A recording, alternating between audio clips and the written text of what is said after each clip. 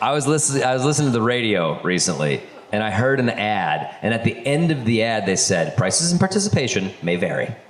And I thought, my God, what a loaded sentence. That's the most loaded asterisk since Barry Bonds broke the all-time home run record. Think about what that means. Prices and participation may vary. That means some franchises in the chain might not charge you the same thing, and a few others might not even deign to participate in the promotion. And they're protected under this clause. Prices and participation may vary. And I got to thinking, how did that come to be? And I like to think that it was all because of one dude. One franchisee who just drew a line in the fucking sand and was like, enough is enough. And I like to think that dude was named Russ. I like to think that Russ was like the first guy to franchise some McDonald's outside of California back in like the 60s, somewhere in like rural Nevada. Back when America was the type of place you could set your watch to. Back when the measure of a man was how firmly he shook your hand and whether he looked you in the eyes when he did. And Russ set up his McDonald's in Nevada out there in the middle of nowhere, and he started serving up burgers and fries and shakes to honest, hard-working Americans, and everything was great. And then one day, Russ got a letter in the mail from the United States Army and said he'd been conscripted to go fight in some country called Vietnam. Country Russ had never even heard of until that day. But Russ was a patriot. He didn't question the government. He's like, my daddy fought in the war, I'm gonna fight in the war. And they shipped Russ off.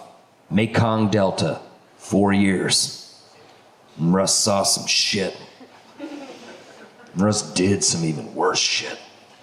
And by the time they airlifted him out of Saigon, he was a new man, but he figured he'd be going back to a hero's welcome. What did he find instead? A bunch of men with hair longer than women, spitting on him, calling him a goddamn murderer and a traitor. Ain't that some shit?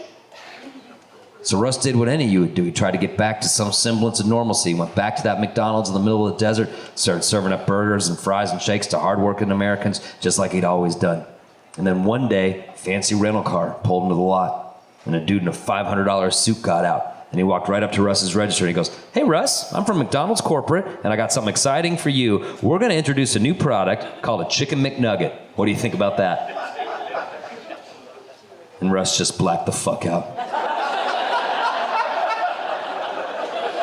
By the time Russ came to, he kicked half that guy's teeth down his head. 2 sheriff's deputies are pulling him off of him, and he's screaming, has the whole world gone fucking crazy?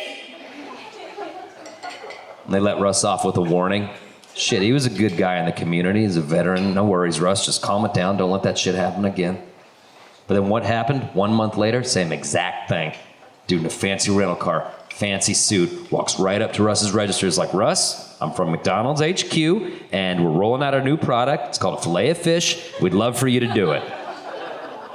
And Russ just removed a revolver from underneath the register, put it right there on the counter, and goes, come again?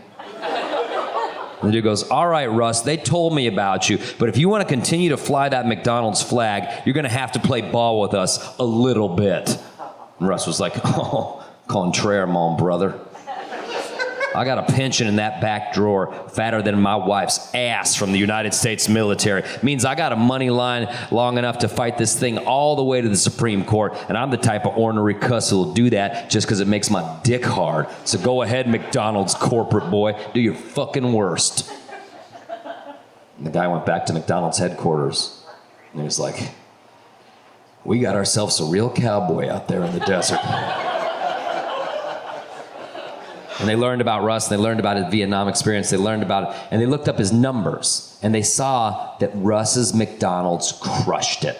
The people in that area, they didn't go in for gimmicky McDonald's bullshit. They just wanted burgers and fries and shakes, like Russ served them.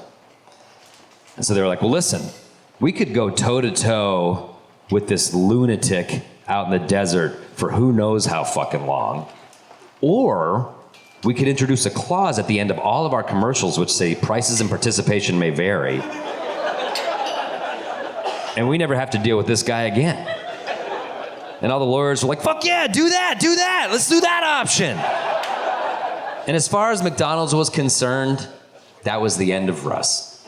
But as far as Russ was concerned, that was the day that he was reborn. Prices and participation may vary became the banner under which he lived his life. He had the words "stickin' poked" across his leathery bicep.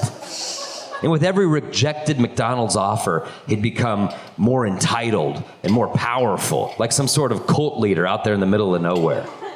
Whoever was the newest employee, they would have to read to Russ the letters from McDonald's corporate for his amusement. He'd set up shop in the employee break room, on the employee shitter, door open, weird power move.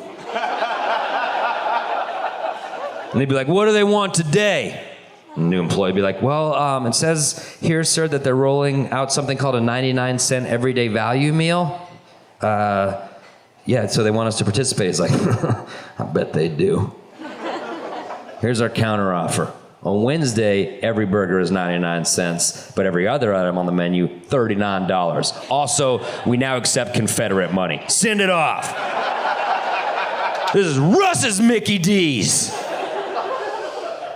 Every once in a while, a family would wander in off the interstate not knowing what was the deal at Russ's Mickey D's. They'd be like, "Hey, do you guys have that Monopoly game going on? My family and I are like addicted to it. We want more stickers." Russ would be like, "Oh, we got a Monopoly going on, but it ain't no fucking game."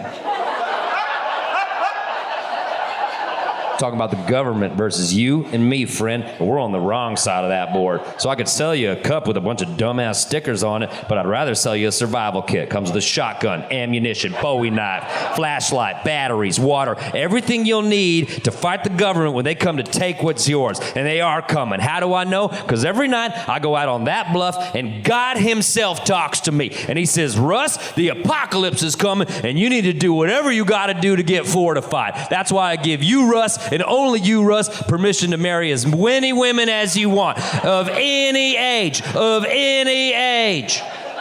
And the guy's like, "What the fuck? Why? God doesn't talk to me like that. What are you talking about?" He's like, "Well, I got a question for you, friend. You ever go toe-to-toe with McDonald's corporate and make them blink? Maybe that's why God doesn't talk to you. Now you can either buy my survival kit or get out of the way, because I need to propose to your twin daughters."